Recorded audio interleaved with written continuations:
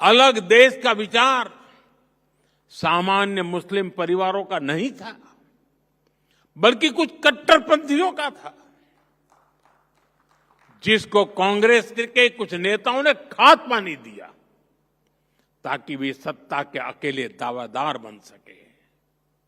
साथियों, तुष्टीकरण की इस राजनीति में कांग्रेस को सत्ता मिली, कुछ कट्टरपंथी नेताओं को ताकत और दौलत मिली, लेकिन सवाल ये है, आम मुसलमान को क्या मिला?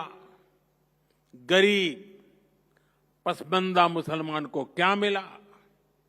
उसे मिली उपेक्षा, उसे मिली अशिक्षा, उसे मिली बेरोजगारी।